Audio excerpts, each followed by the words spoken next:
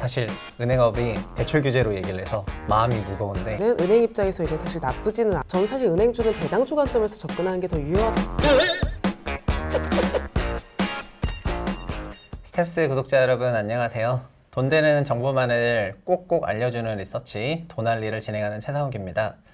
최근에는 가계대출 규제 관련 뉴스를 많이 보실 거고 또 그것 때문에 여러 가지 고통을 경험하시는 그런 분들도 많으시라고 생각됩니다. 이 가계대출 관련하면은 당연히 은행 섹터를 좀 둘러봐야 되는데요. 은행이 도대체 왜 이런 걸 하고 있는지, 가계대출 관련해서 이런 규제를 하더라도 은행업에는 별 문제가 없는지, 은행에도 투자 기회가 있는지, 하나투자증권의 은행 섹터를 담당하시는 김도하 애널리스트를 모시고 한번 은행에 대해서 딥다이브 해도록 하겠습니다. 안녕하세요. 네, 안녕하세요. 하나투자증권에서 은행보험 담당하고 있는 애널리스트 김도하입니다. 반갑습니다. 네, 반갑습니다. 사실 은행업이 이렇게 대출 규제로 얘기를 해서 마음이 무거운데 이렇게 실제로 산업적인 측면에서도 뭔가 이런 대출 성장률에 저해가 되는 이런 정책들이 나왔을 때 은행 업종이 그럼에도 불구하고 괜찮은지 좀 여쭤보고 싶거든요. 사실 지금 가계부채라는 게 은행 업종에서도 제일 큰 화두가 되고 있는 것은 맞고요. 이번 달 중에 가계부채 관련돼서 추가적인 관리 방안도 더 나올 예정입니다. 그래서 이게 원래 또 규제 산업이다 보니까 이런 자꾸 외부적인 규제가 들어오는 것들에 대해서 우려하는 분들이 조금 계신데 엄밀히 봤을 땐 제가 보기에는 은행 입장에서 이건 사실 나쁘지는 않은 상황이다라고 말씀드릴 수 있을 것 같아요. 나쁘지는 않다고요? 네. 어떤 것 때문에요? 이게 가계부채를 어찌 보면 총량을 지금 계속 관리를 해야 되는 입장인데 대출이 나가고 있는 현재의 상황은 은행들이 영업으로 밀어내고 있는 상황이 아니라 고객들이 이제 수요가 더 월등히 높아서 대출을 해달라고 찾아오고 있는 상황들이기 때문에 이런 관계에서 이제 공급량을 좀 전체적인 총 생산량을 조정하기 위해서는 매우 심플하게 사실 가격을 올려서 수요를 좀 낮추는 방법밖에 없는 상태입니다. 그래서 지금 시장금리 올라가고 은행들이 예금금리 올라가는 속도보다 유독 가계 신용대출금리 올라가는 속도가 빨라서 은행 입장에서는 대출은 양껏 성장을 하고 있는데 거기 부여되는 금리가 가파르게 올라가고 있다 보니까 사실 이자 수익 측면에서는 오히려 긍정적일 수도 있는 그런 환경이라고도 볼 수 있을 것 같습니다. 방금 설명에서 제가 조금 다른 분 설명과 약간 다르다고 느꼈던 부분이 뭐냐면은 이자 부분을 좀 가격이라고 얘기하신 그런 부분. 그래서 마치 은행을 아까 대출 성장률이 저희가 제조업 분석할 때 그게 있잖아요. 저도 애널 출신이라 네. 그 QPC 개념이 있잖아요. 네. Q 곱하기 P를 하면 매출 나오고 네. C는 원가 나와서 이렇게 마진을 계산할 수가 있는데 은행도 지금 그렇게 약간 설명해 주신 건가요? 은행은 사실 그런 제조업 혹은 비금융업들이랑 QPC가 딱 맞아떨어지진 않는데 그래도 네. 이제 비유해서 설명을 한다라고 하면 은행도 이 Q가 좀 전에 설명드린 대출 잔액이라고 볼 수는 있습니다. 근데 이제 제조업 같은 곳들이 Q가 어떤 기회에 발생한 뭔가의 이제 수량적인 개념, 공급된 네. 어떤 수량의 개념이라고 한다면 은행들은 대출 잔액, 전체 자산 사이즈가 얼마나 더 늘어났느냐가 이제 Q 그로스를 이야기하는 그런 네. 개념이라고 볼 수 네. 있고요. 근데 이제 부채를 걱정하시는 분들의 생각은 이런 성장이 아무래도 부채를 억제하는 정책으로 인해서 꺾이게 될 테니까 이런 게 양적 측면에서 불리하지 않느냐 네. 생각을 하시지만 자산 잔액이 늘어나는 속도가 줄어드는 개념이지 잔액은 계속 늘어나고 있기 때문에 그렇죠. 은행 입장에선 이 잔액 전체에 부여되는 네. 제가 아까 프라이스 가격처럼 이야기한 대출 금리가 훨씬 더 중요해지는 거는 맞습니다. 그래서 은행 입장에서 Q라는 건 그 기회에 공급된 양이 아니라 전체 잔액을 의미한다라는 게 좀 중요한 포인트. 그래서 여기 전체에 적용되는 프라이스라고 한다라고 하면은 그것도 정확히 매칭되진 않지만 맞습니다. 프라이스라는 것도 금리 부분을 프라이스라고 해석을 할 수가 있다. 이 말씀하신 맞습니다. 거죠? 어찌 보면 이자 수익과 이제 네. 고객들에게 오히려 돌려주는 예금 금리 같은 이자 비용을 같이 계산한 마진율 개념으로서 저희가 순이자 마진을 오히려 프라이스 개념으로 좀 설명을 많이 드리고요. 네, 비용은 오히려 이런 대출들을 뭐 편하게 예금을 받아서 대출을 해주고 사이에 이자 마진만 수취하면 아주 편리한 비즈니스일 텐데 네. 여기에서도 대신에 뭐 이 이자 수익의 연체가 발생하는 대출이자 연체가 발생하는 경우나 대출 원금 자체가 회수되지 않는 경우 이런 크레딧 리스크가 존재하기 때문에 네, 이런 네. 비용들을 저희가 은행에서 C라고 부르는 그런 매칭으로 말씀드릴 수 있을 것 같아요. 그렇군요. 그러면은 사실은 뭐 QPC가 안 되는 것도 아닌 것 같은 게 대출 성장률을 Q로 잡고 그리고 여기에다가 사실 그 P는 단순 가격인데 은행은 이자 마진, 이자 사업을 하니까 그 아까 순이자 마진 같은 그런 이자 수익 부분을 가격이라고 잡으면은 요즘처럼 금리가 상승하는 그런 국면에서는 P가 올라간다고 생각할 수가 있는 거잖아요. 맞습니다. 그리고 C는 아까 얘기하셨던 대로 원래 있었던 조달 비용도 있지만 그런 거 이외에도 은행업종 같은 경우에는 뭐 대출을 못 받았을 때 충당금 같은 거를 설정했는데 제가 건설 조선 섹터를 좀 보다 보니까 네. 과거에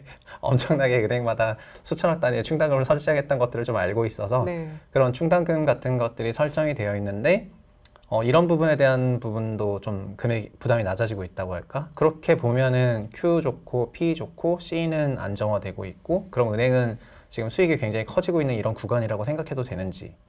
사실 맞습니다. 저도 은행 업종만 놓고 봤을 때에는 뭐 투자자분들께도 제일 많이 드리는 이야기가 숫자상으로는 지금 의심의 여지는 별로 없다. 이제 Q는 늘어났고 P는 올라갔고 말씀해 주신 대로 네. 대손에 관련된 어떤 크레딧 관련된 리스크는 내년부터 실질 연체들이 발생하기는 하겠지만 작년에 코비드 상황이 확 펼쳐졌을 때 은행들이 사실 대비를 하겠답시고 네. 충당금을 좀 많이 미리 쌓아놨어요. 네네.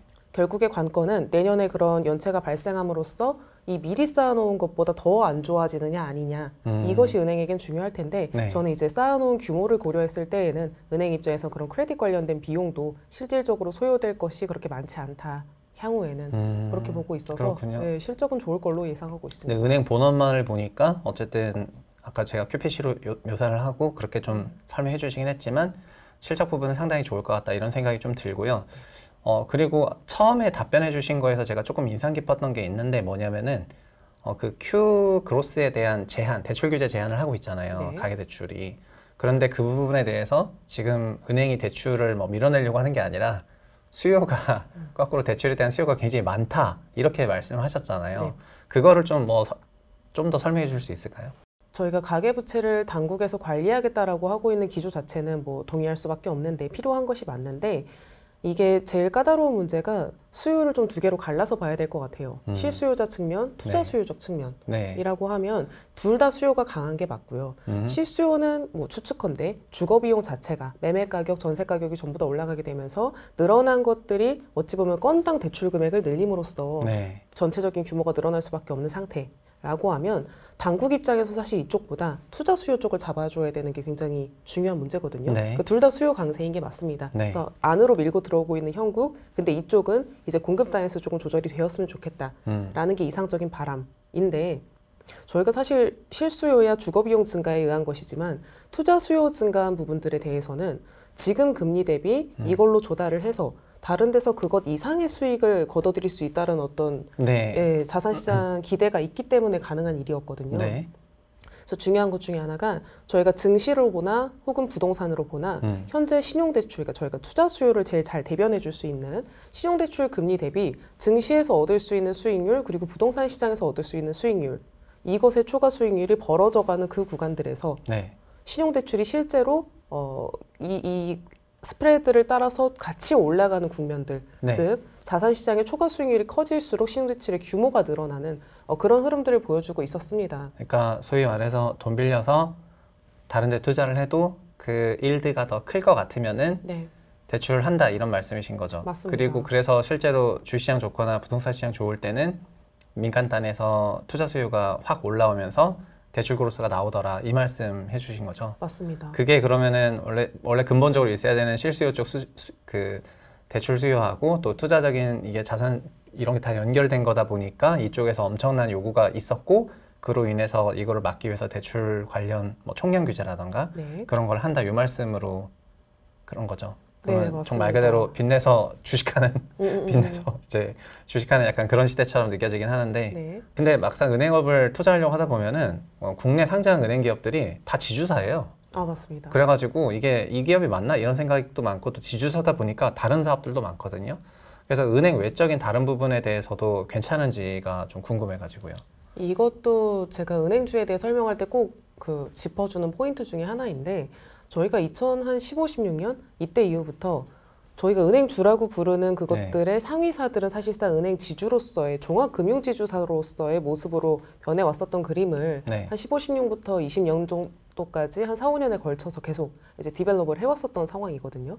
그래서 결과적으로 뭐 KB금융, 신한지주, 하나금융지주 기준으로는 2015년에 은행 비중이 이익에서 한 80%가 넘어갔다라고 하면 올해 네. 상반기에는 60% 초반대까지 낮아졌어요. 아, 그러면 비은행이 커진 거네요, 맞습니다. 거꾸로? 그리고 과거에는 비은행이라고 해도 거의 다 카드였거든요. 네. 근데 현재는 다변화가 굉장히 많이 진행돼서 카드뿐 아니라 보험, 저축은행, 증권, 캐피탈 등등 이제 은행보다 ROE가 네. 높은 산업들로 재편들이 계속 이뤄졌기 때문에 네. 은행 지주 전체의 수익성 오히려 올라갔다라는 걸 꼭 그러면 말씀드립니다. 은행업은 뭐 아까 QPC 베이스의 본업도 괜찮고 네. 지금 비은행업 쪽도 사업 다각화가 잘 돼가지고 이런 비은행업 쪽 사업도 안정적으로 잘 나온다는 그런 말씀인데 그럼 전체적으로 은행업은 그러면은 지난 몇 년 동안 이익 성장률이 굉장히 좋았었나요? 이게 평균적으로는 최근 5개년 동안 평균 증이익률이 YOY로 11% 정도 나오더라고요. 11%를 11%. 계속 복리로? 맞습니다. 근데 이게 다른 산업들이랑 저는 이제 네. 비교를 해보고 싶어서 본 수치였는데 네. 저희가 KRX에서 분류하는 산업 17개 중에서 은행 같은 경우에 그 16년부터 20년도까지 걷어들인 평균 증이익률이 11%.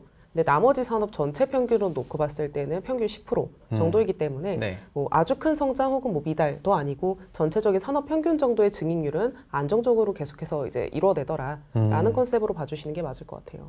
그리고 앞으로도 뭔가 대출 성장에 대해서는 총량 규제를 하지만 금리 상승 부분이 요즘 금리 너무 올랐어요. 맞습니다. 그래가지고 헛소리 날 정도로 갱신할 때 헛소리 날 정도로 금리 부분이 올라서 제가 만약에 그 총량이 6%에서 4%로 성장한다 하더라도 네. 이렇게 금리 부분이 이렇게 정말 엄청나게 올라간다고 한다면은 확실히 은행업종 베이스의 그 기본적인 수익은 좋을 것 같고 비은행도 듣다 보니까 이 산업이 그럼 이익 쪽은 굉장히 탄탄한데 그러면은 주가 성과라든가 이런 부분은 좀 어땠었어요?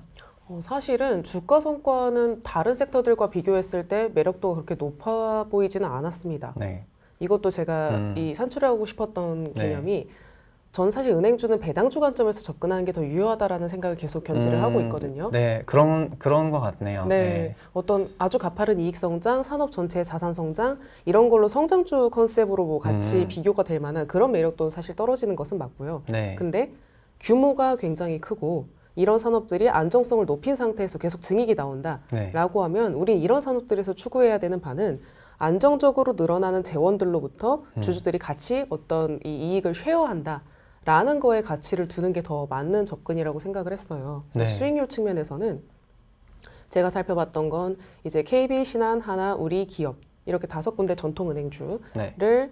만약에 2015년 마지막 영업일에 매수를 했다라고 네. 15년 하면 마지막 영업일이요? 네. 그때 매수를 했다. 그 15년 배당은 못 받는 거죠. 네, 그러면 네. 배당락에 지났고 그때 매수했다면 올해 9월 말까지 수익률이 얼마나 될까? 네. 그걸 따로 봤더니 5군데 평균으로 64%가 나오더라고요. 64%요? 네, 이거를 어필하기 위해서 이 수치를 말하는 게 맞나 싶을 정도로 사실 5년 9개월간의 성과로서는 그렇게 높지 않은데 네. 여기서 주목하고 싶었던 바는 그 중에 주가 상승분을 빼고 네. 배당 수익을 받았던 부분을 발라내니 네. 5개 평균으로 했을 때 27%가 나옵니다. 그럼 사실상 거의 뭐 절반 수준이 다 배당이었다는 얘기네요? 맞습니다. 어. 이게 메리트가 있는 것은 네. 어찌 보면 5번의 배당이 그 사이에 있었기 때문에 5개 회사들이 평균적으로 5%가 넘는 배당 수익을 계속해서 실현을 시켜줬다라는 의미이고 네네. 주가 수익이라는 건 어찌 보면 평가익 개념 저희가 굳이 차익 실현을 하고 매매 차익을 거두지 않는다면 네. 계속 평가익 개념이라고 볼 수 있지만 배당이라는 건 이 회사가 일궈낸 무언가를 현금으로 확정 지급을 해준다는 거에 사실 의미가 있는 거거든요. 네네. 그래서 어떤 은퇴자산, 노후자금 이런 성격들에는 이런 배당주, 특히나 안정성 높고 사이즈 큰 은행주 메리트 있을 수 있다라는 관점으로 저는 좀 말씀드립니다. 그런 것 같은 게 요즘에 제 주변에도 그 신한금융지주를 다니시는 분이 있는데 얼마 전에 중간 배당을 또 받으셨대요. 맞아요. 그래서 되게 서프라이즈하면서 좋다고 이러면서 그 애사심이 확 올라갔나 보더라고요. 근데 보면은 은행이 보면은 최근에 중간 배당을 좀 늘리려는 그런 경향도 있고 진짜 뭔가 배당주로서 종전에 단순히 배당 수익률만을 의미하는 게 아니라 배당도 자주 나와야 좋잖아요. 맞습니다. 이런 변화를 좀 추구하고 있나 보죠. 딱 정확하게 그 포인트를 짚어주신 게 예. 단순하게 이익은 늘고 이제 뭐 배당 잘 주는데 주가가 이제 퍼포먼스가 안 나오면 그냥 배당 수익률은 올라갈 수 있는 거거든요. 네. 뭐 아주 좋은 그림은 또 아닐 수 있겠죠. 근데 여기서 우리가 말씀드린 대로 현금을 확정 지급해 준다라는 측면에서 뭔가 은퇴 자산 이런 컨셉으로 이야기를 하려면 네. 이 배당의 지급 빈도가 올라가는 건 매우 중요한 문제예요. 네, 그렇죠. 배당주로서의 매력을 얘기하려면 미국 은행주들, JP모건 이런 애들처럼 그런 분기 배당 같은 것들을 해주는 게 되게 궁극적인 배당주가 가야 할 길인데 여태는 하나금융지주 말고는 네. 금융주들 중에서 중간 배당 시행해 주는 곳들이 없었습니다. 아, 네. 네, 근데 네. 올해부터 신한지주가 이제 아, 분기 배당을 네. 시작했고 KB랑 우리금융지주가 중간 배당에 합류를 하게 되면서 아, 네. 이제부터 스텝을 좀 본격적으로 밟아간다라는 개념으로 저는 이해를 하고 있어서 되게 긍정적이었다고 평가했어요. 네, 그러네요. 그리고 그분이 또 저한테 뭐라고 그랬냐면은 자꾸 그분 얘기를 해서 죄송한데 작년 같은 경우에는 배당을 은행들이 더 많이 하려고 했는데 네. 은행업이 사실은 저도 금융업을 처음 배울 때 규제산업이라고 배워가지고 여러 감독 당국의 규제를 받잖아요. 대출 규제도 그렇고 그것도 더 많이 초과 배당하지 못하도록 좀 규제를 받았다 이렇게 말을 받았거든요. 네. 맞나요? 사실 큰 리스크 요인이기는 합니다. 작년은 물론 아주 특수한 상황이었기 때문에 그런 일이 발생한 것이긴 한데 코비드라는 어떤 경기 전반에 실물 경제에 타격을 줄 수 있는 이벤트가 있다 보니까 은행들은 모든 민간 주체와 얽혀 있는 곳들이잖아요. 네. 그래서 혹여 경기 충격이 있을 때 디폴트, 부도 이런 것들이 올라갈 가능성이 있으니 너희가 자본을 벌어들인 거를 너무 많이 주주환원 하지 말고 좀 유보를 네. 일단 시켜놔라라는 개념으로 원래 25에서 30% 정도의 배당 성향을 이제 계속 늘려왔었던 은행들인데 네. 작년에는 거의 뭐 아주 극강의 스트레스 테스트를 통과하지 않은 은행들은 20%로 묶어라 라고 명을 함으로써 그래서 20% 배당 수익률로 그게 좀 내려온 거군요. 맞습니다. 그러니까 이게 코로나 때문에 이런 좀 특수한 상황이었던 것 같고 그럼 나중에 좀 정상화된다고 생각하면은 다시 과거 수준의 그런 배당 수익률로 올라가거나 그런 가능성이 좀 높아 보이긴 하네요. 네, 올해만 해도 작년에 그것은 매우 특수한 상황이었으니까 네. 상반기까지만 이런 자본 규제 할 거고 하반기부터는 자유롭게 해라라는 게 당국의 보도 자료로도 명문화된 지침이었고요.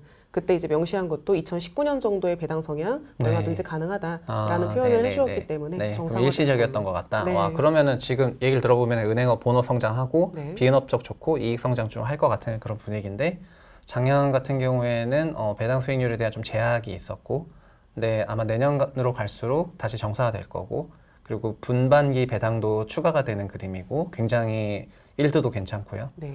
그러다 보니까 이 주식이 또 하반기로 갈수록 지금 4분기인데 하반기로 갈수록 또 배당주를 다시 봐야 되는 그런 시즌이기도 하고 그래서 좀 괜찮아 보이기는 해요. 저만 그렇게 느낀 건 아니겠죠? 네. 사실은 은행업이 그냥 얼뜻 들었을 때는 뭐 대출 규제 하니까 은행업 좀 나쁘지 않을까 이런 생각을 하긴 했는데 또 이렇게 뜯어서 좀 세밀하게 보다 보니까 이 은행업 본업이 비은행 쪽도 있고 밸런스도 맞고 또 이익 배당 이런 것도 좀 안정적이고 그리고 작년에 좀 예외적인 조건 하에서 좀 은행업에 대한 규제가 조금 있었던 것 같고 그건 지금도 조금 있어 보이는 것 같고요. 맞습니다. 그 소상공인 관련해서 소상공인 디폴트 부분을 좀 받지 않도록 유예해주거나 이런 프로그램을 돌리고 있으니까 이런 거는 단기적으로는 부담스러워 보이긴 하지만은 좀 롱텀하게 보면은 확실히 근본적으로 이익 성장하는 산업이고 배당주로 완전히 변화하는 그런 산업 같은 느낌이 많이 들어가지고 말씀 주신 것처럼 은퇴자금 운용하시는 분이나 이 스텝스 보시는 분들 중에서 사실 고도 성장 기업을 추구하거나 그런 주가 성과만을 추구하는 분도 계시지만 자금 사이즈가 좀 커서 자산 배분 측면에서 은행주를 좀 제대로 봤으면 하는 생각이 엄청 들었어요. 네, 제가 말씀드리고 싶었던 포인트도 그게 딱 맞아요. 그래요? 일단 저를 완전 설득하셔가지고 아마 제가 이렇게 전달했으니까 네. 저도 만난 사람마다 이렇게 은행주 괜찮은 것 같다. 왜냐하면 배당 이렇게 해가지고 네. 이렇게 충분히 설득을 할 수가 있을 것 같습니다. 뭐 저만 설득됐다 뭐 이런 게 중요한 게 아니라 이렇게 은행업 섹터를 좀 기본부터 봤는데 제가 첫인상에서 제조업 베이스로 설명해 주신 게 매우 인상적이었고 그런 맥락에서 받아보다 보니까 이런 가계대출 규제보다 더 중요한 이슈들이 많았던 것 같고요. 오늘 너무 잘 정리를 해주셔가지고 매우 감사를 드립니다. 네. 저희는 이제 이 정도로 정리하고 인사하고 들어가겠고요. 오늘 지금까지 고생해주신 분은 하나투자증권의 은행 담당 애널리스트 김도하 애널리스트였습니다. 감사합니다. 감사합니다.